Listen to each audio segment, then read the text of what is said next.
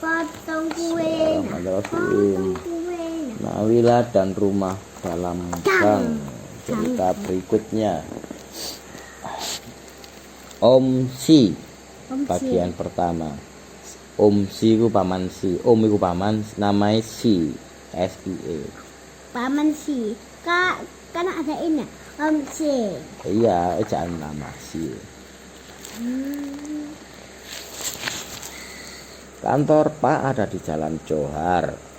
Setiap hari Pak berangkat pagi-pagi, pulang sore. Kalau sedang banyak pekerjaan, Pak baru sampai di rumah malam hari. Pernah juga Pak menginap di kantor. Hari Minggu, kalau sedang banyak pekerjaan, Pak ke kantor juga. Di kantor Pak punya teman, namanya Om Si. Mak bilang berkat bantuan Om Si, Pak jadi tidak harus bekerja di kapal lagi. Tidak harus berbulan-bulan pergi, baru bisa pulang ke rumah. Sekarang setiap hari bisa pulang ke rumah. Om Si seperti Farida. Setiap hari datang ke rumah. Setiap hari juga ia naik sepedanya yang mengkilap sekali itu. Kalau rodanya berputar, terdengar bunyi tik tik tik tik. Kata Mak, itu karena sepeda Om Si sangat bagus dan terawat. Setiap datang ke rumah, Om Si selalu pakai baju yang sama. Kemeja putih, lengan pendek, celana coklat, dan sepatu hitam mengkilat. Berdua, Pak dan Om Si duduk di beranda depan sambil minum kopi dan merokok. Om Si dan Pak bercerita macam-macam, tertawa-tertawa. Mak kadang-kadang ikut mengobrol bersama Pak dan Om Si setelah menyajikan kopi. Tapi tidak lama, karena Mak akan batuk-batuk kalau terlalu banyak kena asap rokok. Aku juga tidak suka Mak lama-lama duduk bersama Pak dan Om Si, karena aku jadi tak punya teman mendengarkan radio. Seperti mata sipit. Karena Pak mengajak aku duduk bersama Om Si di bangku depan, ikut omong-omong. Tapi akhirnya aku masuk rumah saja. Bukan karena asap, tapi karena kurang mengerti apa yang dibicarakan Pak dan Om Si. Mak bilang itu karena Pak dan Om Si hampir selalu bercerita dalam bahasa Belanda. Tidak seperti Pak yang tinggi dan agak gemuk, Om Si lebih pendek dan kurus. Lehernya panjang dan agak berkeriput. Mukanya panjang, hidungnya tajam tapi agak melengkung di bagian ujung bawah. Mata Om Si seperti mata Pak, sipit. Kalau aku lihat baik-baik, sepertinya Om Si tidak punya pipi. Atau punya, tapi tidak bulat dan menonjol seperti pipi Pak. Rambutnya kaku, juga seperti rambut Pak, tapi dibiarkan tumbuh lebih panjang. Kalau rambut Pak pendek seperti sikat. Rambut Om Si bisa sedikit melewati alisnya, disisir dengan belahan di pinggir. Setiap kali Om Si bicara 1-2 kalimat, sebagian rambutnya selalu jatuh ke muka. Dan kalau rambutnya jatuh, Om Si selalu menyapu dengan mengatur rambutnya lagi. Menyapu diusap, dirapin rambutnya.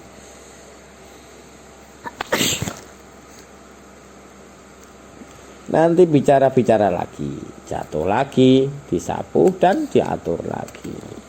Om Si memang lucu. Kalau jatuh terus begitu, kenapa tidak dicukur seperti rambut Pak saja ya? Pendek dan tidak harus diatur-atur setiap kali bicara.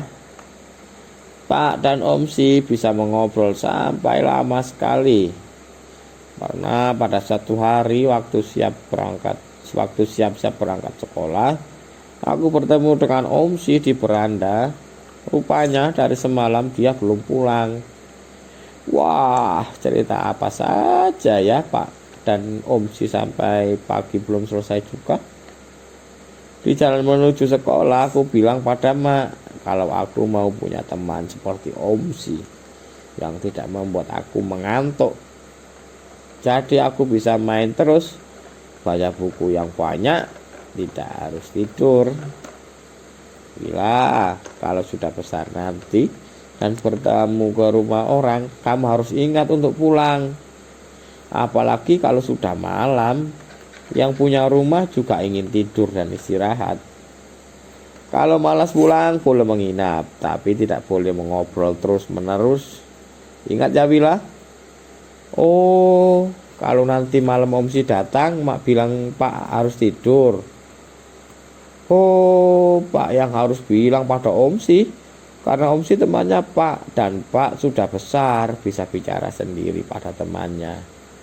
Oh, Apa? selesai. Satu lagi pun. Satu lagi ya, bareng bubuk ya. Cerita berikutnya.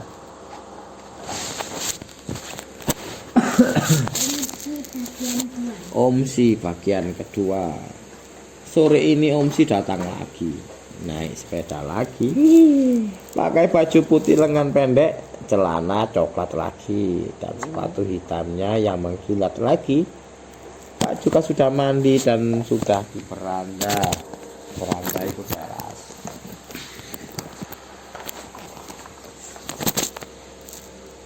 Duduk di kursi rotan. Di meja kecil sudah ada beberapa bungkus rokok dan korek api.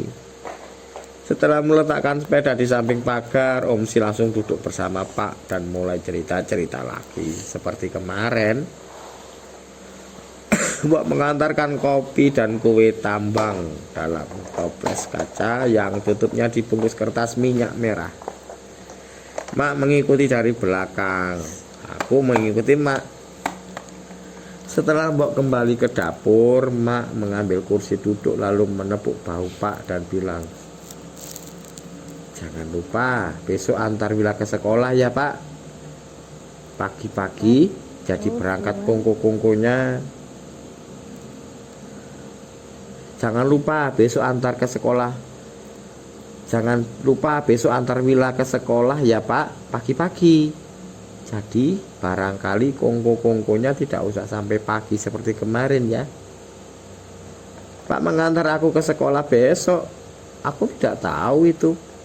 Dan apa aku harus diantar karena aku sebetulnya sudah sering berangkat sekolah sendiri.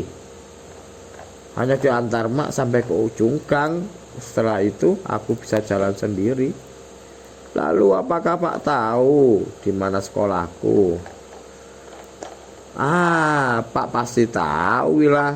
Ayo kita siapkan semua buat besok, kata Mak waktu ku tarik roknya dan aku bisi. Sebaiknya Pak harus diberitahu jalan menuju sekolahku.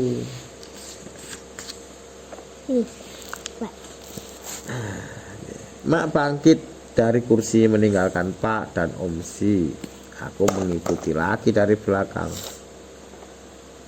Belum lama kami di dalam, Pak sudah menyusul. Om Si sudah pulang. Pak lantas duduk di depan RS radio kami. Dan dari sana terdengar lagu bahasa Jawa. Mak bisik-bisik menyuruh aku sikat gigi, siap-siap tidur. Tapi Mak, aku belum mengantuk. Tidak apa-apa, dicoba saja. Besok kan bangun lebih pagi karena berangkat bersama Pak. Kamu harus memberitahu jalan menuju sekolah pada Pak. Jangan sampai kalian kesasar. Oh iya, besok Pak mengantar aku sekolah. Kalau Pak salah jalan, aku bisa terlambat sampai sekolah. Tidak boleh itu. Aku berangkat tidur. Oh, ini selesai. Lagi. Pun satu, ayah pupuk. Kan Wila pun pupuk ambek. Setelah Om Si pulang, Wila pupuk. Sekarang kakak Danis setelah Om Alan pulang, kakak Danis bobo. Om Si kayak pamannya Nobita. Ayo. Bapak sukanya nggak mau pulang. Anaknya.